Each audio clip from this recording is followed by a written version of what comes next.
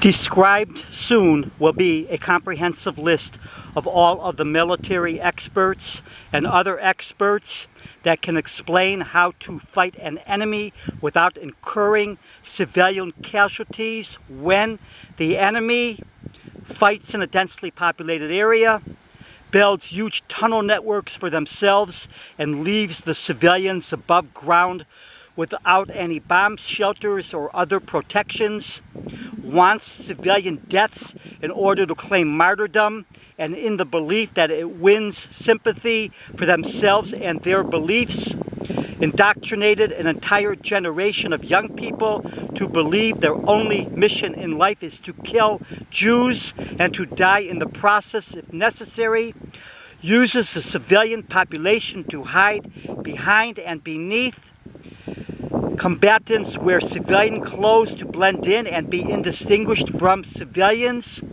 uses civilian buildings including schools, kindergartens, apartments, mosques, hospitals, medical centers, UN buildings, universities, child bedrooms, all of which to store arms, ambush the enemy, and conceal entrances to tunnels.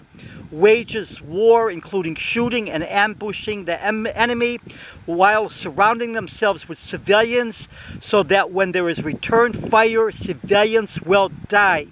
Shooting rockets while surrounding by civilians so that when there is return fire, civilians will die. Wants as many civilian casualties as possible in order to not only gain sympathy, but in order to win their war of propaganda.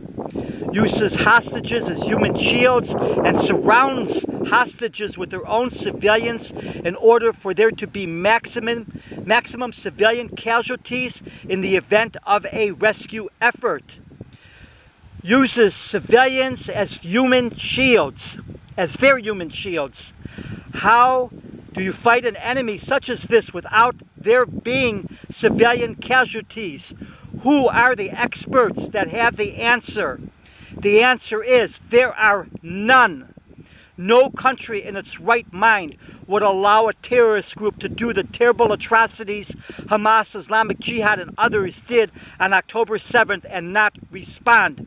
No country that cares about its own civilians and citizens would allow a terrorist organization to continue to exist on its doorsteps after a genocidal terrorist organization committed a massacre. Free the hostages, free Gaza. Hamas surrenders and are given free one-way tickets to join their multi-millionaire and multi-billionaire leaders in Qatar, Turkey, Iran, and elsewhere.